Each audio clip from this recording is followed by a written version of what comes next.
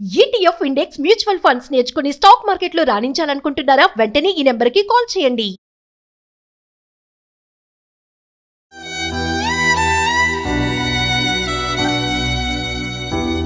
గంత ఘోరంగా కోరుతారా మేడం? నా పాప ఏం చేసింది? నన్ను చంపేది ఉండే మేడం. ఏమన్నా ఉంటే చిడతలు ఎంత బాధపడి ఉంటుంది మేడం. ఇట్లా నొసలంతా ఎత్తుకొచ్చింది, గోడ కొట్టిరో ఏం చేసిరో మరి.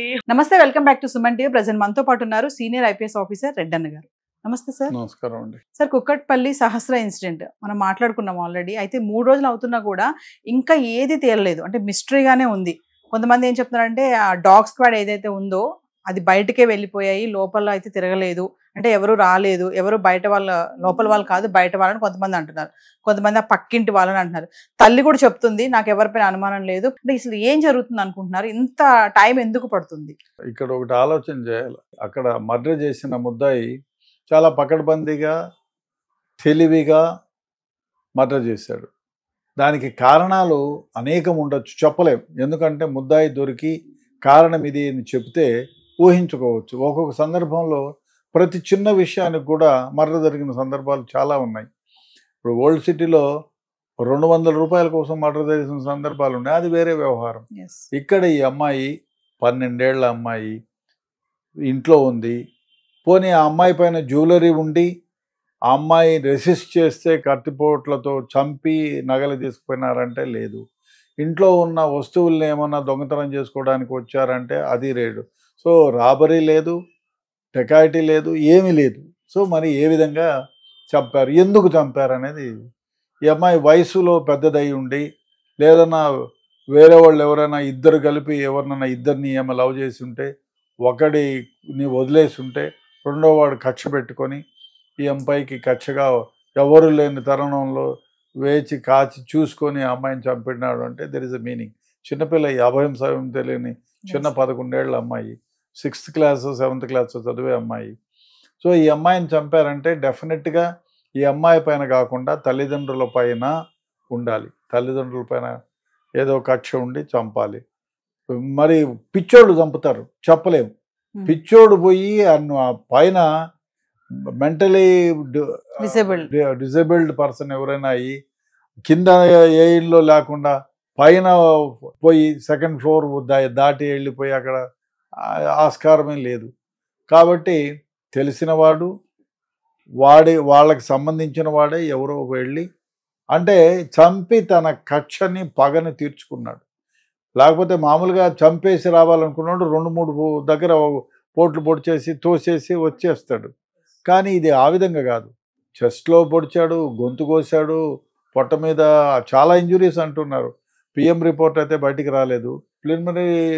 ప్రిలిమినరీ పిఎం వచ్చి ఉంటుంది, బట్ పోలీసుల దగ్గర ఉంటుంది అది. వాళ్ళు ఇంకా దాన్ని బహిర్గతం చేయలేదు. ఈ విషయానికి వస్తే ఇప్పుడు వాళ్ళకి తెలిసే దాని ప్రకారం కత్తిపోట్లు ఎక్కడి నుంచి వచ్చాయి, షార్ప్ ఎడ్జ్డ్ నైఫ్ అని చెప్తున్నారు, షార్ప్ ఎడ్జ్డ్ వెపన్ అని, నైఫ్, ఆ నైఫ్తో పొడిచినాడు అని. ముఖ్యంగా అతి ముఖ్యంగా ఆ పోట్లన్నీ కూడా లోపల వరకు 3 to 4 ఇంచెస్ పోయాయని చెప్తున్నారు. 3 to 4 ఇంచెస్ అంటే డెఫినెట్గా యంగ్ ఫెలోనే కొంచెం బలంగానే పొడిచి ఉండాలి. ఇప్పుడు భయపడుతూ పొడచడం వేరే, చంపాలని కక్షతో పొడచడం వేరే.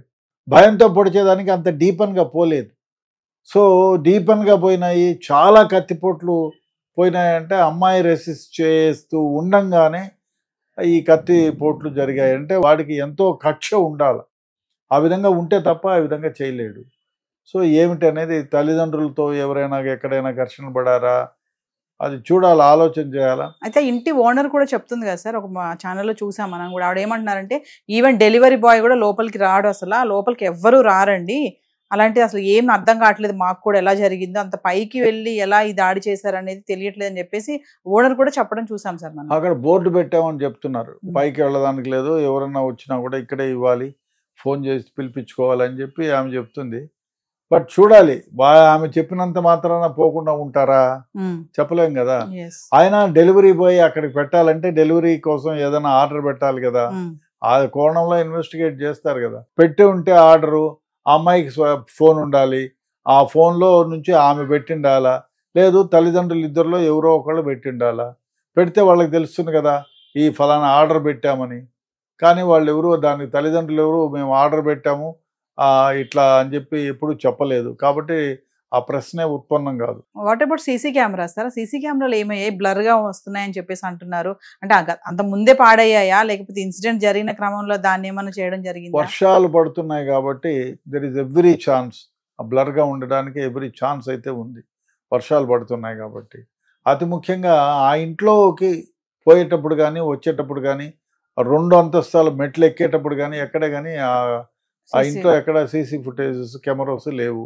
కాబట్టి అదే గన ఉంటే డెఫినెట్గా వీళ్ళని లోపలికి ఇప్పుడు 10 మంది పోతారా, జరిగింది ఎప్పుడు 9 గంటల నుంచి 12 గంటల మధ్యలో 2 గంటలు.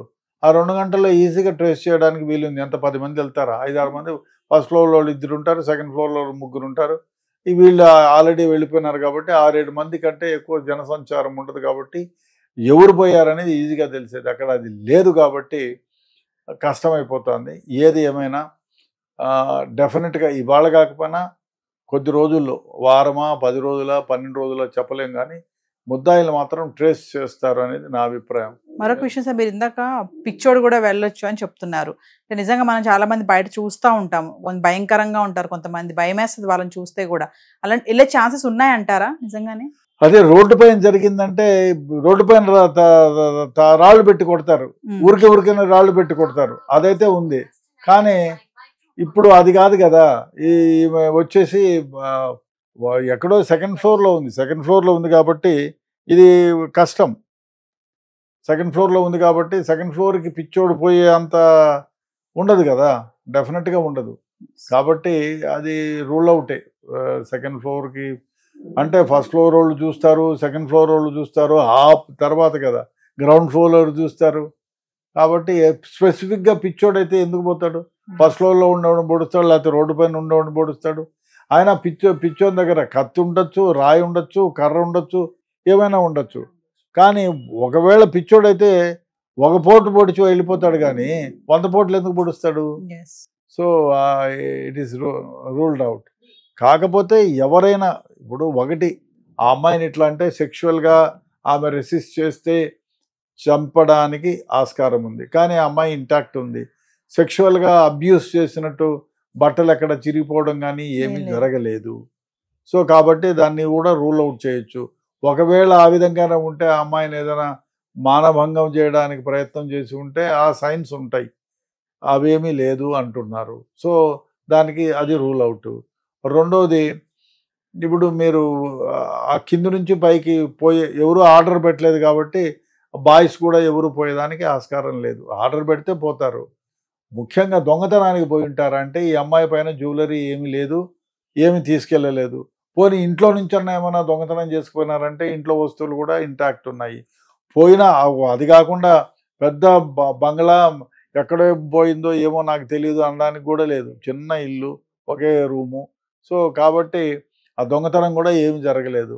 ఇంకా పోతే ఏదైనా కక్షనే ఉండాలి, లేదా బ్లాక్ మ్యాజిక్ లాంటి ఎవరో చేసినారని. దీంట్లో ఈ బ్లాక్ మ్యాజిక్ వ్యవహారంలో కక్షగా చంపుతారు. చంపినప్పుడు చాలా మందిని చూసాం, కర్రలతో కొట్టి చంపడం, కత్తులతో పొడిచి చంపడం. ఇది చాలా ఎస్పెషల్లీ ఇన్ తెలంగాణ చాలా ఎక్కువ మూఢనమ్మకంగా నమ్ముతారు చాలా మంది బ్లాక్ మ్యాజిక్ని. కాబట్టి దెర్ ఈజ్ సమ్ పాసిబిలిటీ అది ఎవరు ఉండదు. లేదా ఆస్తి తగాదాలు ఏమైనా ఉంటే మగపిల్లల్ని చంపుతారు, ఆడపిల్లల్ని చంపుతారు. సో తల్లిదండ్రులు ఏమి చేయలేకపోతే వీళ్ళని చంపి కక్ష తీర్చుకుందామని చెప్పి చేసిన ఒకే గుంటూరులో అయితే ఒక అబ్బాయిని చంపి తీసుకుపోయి ఎక్కడో పెట్టి చేస్తారు. ఆ విధంగా జరుగుతుంది. ఆస్తి తగాదాలు ఏమైనా ఉంటే okay, there is a probability. అదేమైనా ఉందో వాళ్ళ తల్లిదండ్రులు చెప్పాలి. లేదా ఇంకా ఏమైనా అంటే డెఫినెట్గా ఆయనకి ఏమైనా ఇల్లీగల్ అఫైర్ ఉండి వాళ్ళ భర్తకి తెలిసి అదేమైనా గొడవలు అయ్యి వీడు నన్ను ఇంత ఇబ్బంది పెడుతున్నాడు, మనక్షోభానికి గురి చేస్తున్నాడు కాబట్టి వీడిని ఆ విధంగా చేయాలని ఇంటికి వచ్చి కక్షతో పిల్లల్ని చంపడం జరిగింది. చాలా సందర్భాల్లో జరుగుతుంది కూడా. సో అది అదైతే తల్లిదండ్రులకు తెలిసే ఉంటుంది. సో అది పాసిబిలిటీ గురించి చెప్పాలా. ఇంకా వేరే రిమోట్గా ఏమీ ఉండదు, ఇంతే. ఈ బ్లాక్ మ్యాజిక్ ఉండాలి, ప్రాపర్టీ వ్యవహారం ఏదన్నా రూరల్గా ఉంటే ఉండాలి, లేదు అంటే ఈ వ్యవహారం అన్నా ఉండాలి. డెఫినెట్గా ఇన్వెస్టిగేషన్లో తేలుతుంది ఇవాళ కాకపోయినా రేపు ఎవరు చేశారా అని. కాకపోతే పోలీసులు అదే పనిగా 2-3 టీములు పెట్టి దీనిపైన కూర్చుంటే డెఫినెట్గా ఇవాళ కాకపోయినా రేపు ఈ మర్డర్ కేసులో ముద్దాయిని పట్టుకోవడానికి ఆస్కారం ఉంది. Thank you.